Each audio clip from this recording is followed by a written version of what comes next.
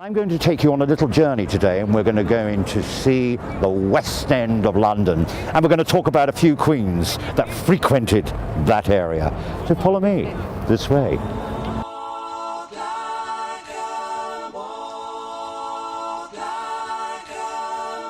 So I'm going to top up. Oh look, it's even got a section on the oyster history, which is quite fascinating. And maybe we should have a little read of that in a moment. So I do have money on here, don't I? So I don't really need to do anything then. Okay, well thank you for that. Thank you. Come with me, guys.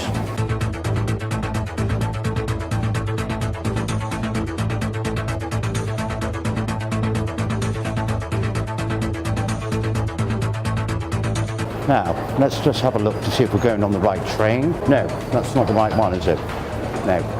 Come this way. Oh, Piccadilly line. There we go. It's quite busy down here today. It's going to be very hot and sweaty for all those moist bodies. Apparently not allowed to film down here, so I'm going to say goodbye for a while. See you later.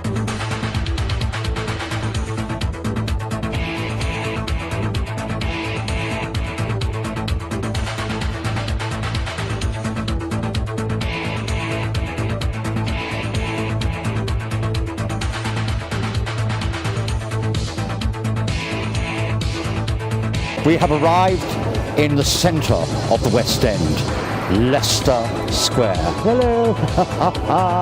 I do like the rickshaw, but I always get a little bit distracted. I don't tend to look around. I tend to be looking at something else with those. Anyways, follow me. Let's go and have a look what's inside the square today. Come this way. Tourists, they don't look up, and they should do. Beautiful, beautiful architecture. It gives a glimpse into the past. The crystal rooms. I doubt if there's much crystal in there.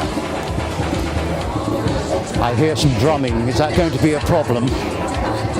Never has been for me. Feel the vibrancy here. People gravitate to here. It's like a big magnet. A bit skanky Burger King. School of English without the H. Once upon a time, we go back several hundred years. We go back to the 1600s. There's a gentleman called Robert Sidney who purchases off the King of England, Charles I, 4 acres of land, and he builds a one huge whopper of a house here in what is now called Leicester Square. The building I've just been standing in front of is very integral to this plot. Because after all the development, around about the 1750s, entertainment moves into this area. And then we get a wonderful Saracenic style architectural house called the Alhambra Theatre. And here is where the Alhambra Theatre once stood. A place of entertainment. Now, we cut to the 1800s. The 1800s is a time of exploration. It's a time of raunchy behavior. We get the musical and the Corps de Ballet. 3,500 people would come to this building and explore the excitement of its rooms. So then they'd go and see the show, and there'll be all these scantily clad ladies displaying certain parts of their anatomy which would get the audience into this huge sexual frenzy.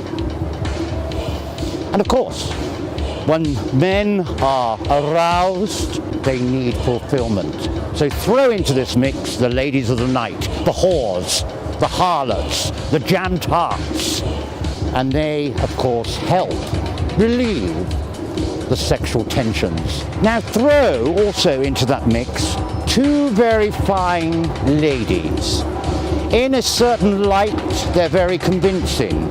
Possibly under the right light, they could possibly look like gentlemen in ladies' attire. They were also industrious sex workers, and this theatre, the Alhambra, gave them their income.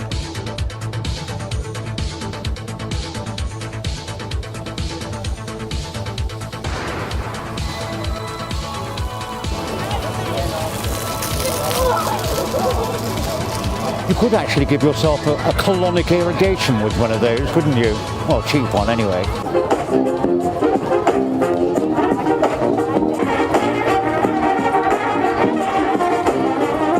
A bit like a cheap Charlie Chaplin, isn't it, really?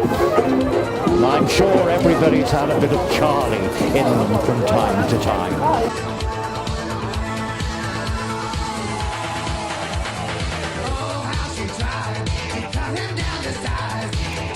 Well, here we are, ladies and gentlemen, in Soho. What a naughty, naughty area this has been in its time. Look at the place directly right in front of us. Can you see that? Escape. Yes, this is where the very famous drag queen known as JoJo had her first bar. Madame JoJo. Unfortunately, drugs in those days, ecstasy. I fortunately never went through that. Crack was my thing, you see. This way. Lovely gay shop over here, Prowler. You wouldn't have found this in the 1970s. What I'd like to do now is take us down to Compton Street. You'll see lots of people outside.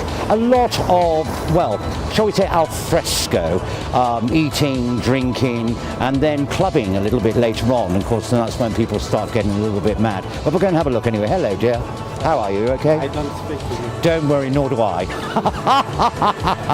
Lovely building. Oh, l'escargot. This is quite a... Where are you? Oh, there you are. This is a lovely little restaurant here, owned by Marco Pero White. Not the nicest man to work for, apparently. Oh, come through, ladies. Don't worry. Thank you very much. I don't want to say we should cause some congestion. Sorry, don't worry. Do go by. There we go, though. But have a look at that lovely little building there. What's known as the Establishment Club. Some crap restaurant now, probably, though. Pizza Express, of course. Absolute shit. The English do tend to have a sort of thing about hanging around on pavements. And this goes in the winter as well. You could come down here and it could be absolutely chucking it down with rain, but there will be the British hanging out on the street with their umbrella and their cigarette, of course. This is a pretend cigarette, by the way. I don't really smoke. I'm this way.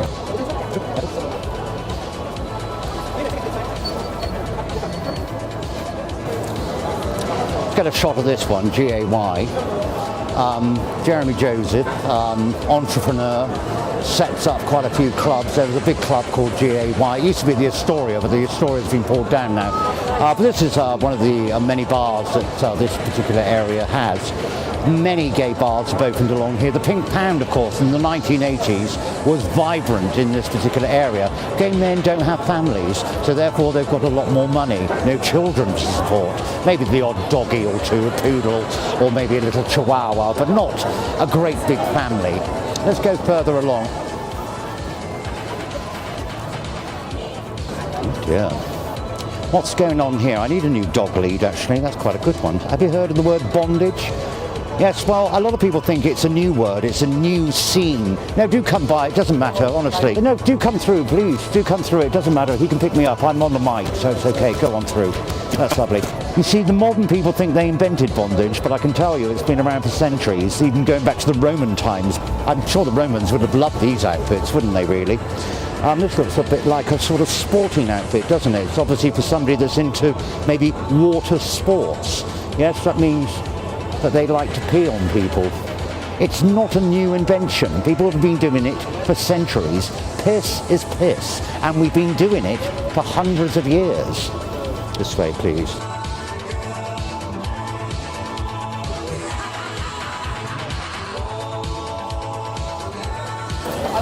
It's Balance here. Balance, lovely little restaurant actually. And this place here, wonderful establishment, Compton's.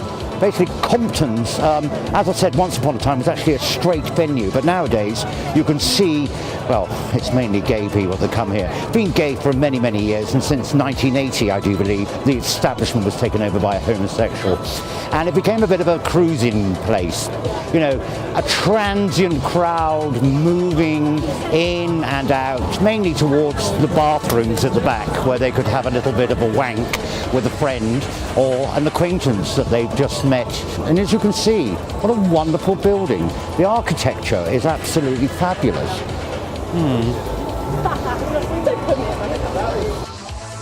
Hello again.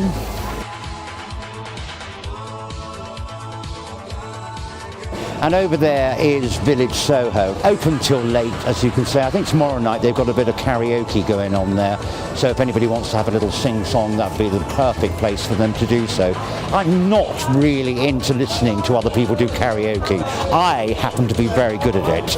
That's been there for quite some time, quite a revolutionary bar once upon a time.